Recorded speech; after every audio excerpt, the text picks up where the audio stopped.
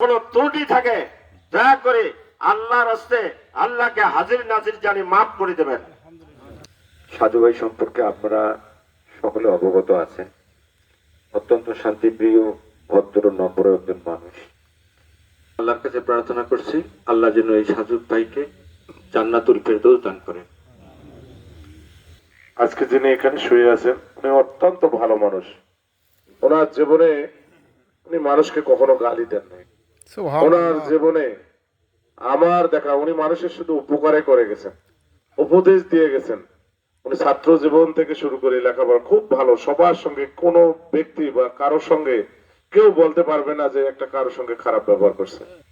আল্লাহ পাক কোরআন পাকে বলেন যুইনা লিন-নাস হুব্বুশ শাহাওয়াত মিনান নিসাই ওয়াল বানিনা ওয়াল কানাতিল মুকাদ্দারাত মিনাজ যাহাবি ওয়াল ফিজ্জাতি যালিকা মাতাউল হায়াতিদ দুনিয়া আল্লাহু ইনদাহু হুসনুল মাআব।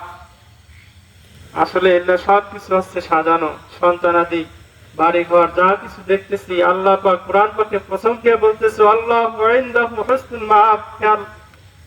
বান্দারা তোমরা এর দিকে লোভ লালসা দিও না, এর চাইতে উত্তম বাড়ি গাড়ি ধন সম্পদ সন্তানাদি বিল্ডিং আমি আল্লাহ পাকের নিকটে রয়েছে। তোমরা কি করো? আমার দাসত্ব করো। ইল্লা লিয়াবুদুন, আমার দিকে তোমার সারকে ঝুঁকিয়ে দাও, তোমার মাথাকে নত করো, তাহলে তোমরা কি হবে? কামিয়াবি হবে। পরকালের যে অনন্তকালের জিন্দেগি, সেখানে আমরা শান্তি পাবো।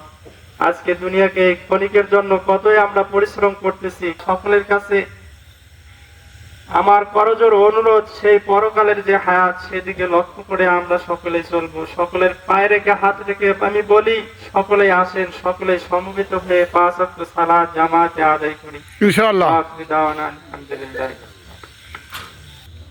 ঈদের পরের দিন থেকে ভাই আমার অসুস্থ। ভাইকে নিয়ে আমি রংপুর মেডিকেলে আইসিইউতে প্রায় দীর্ঘ 9 দিন ছিলাম। থাকার পর তারপরে ডাক্তার পেইন ইয়াতে দিল।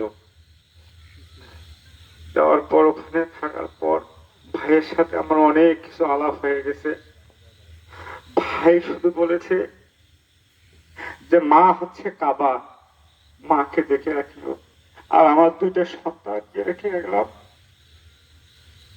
আমার সন্তান 2টাকে তুমি মানুষ করো।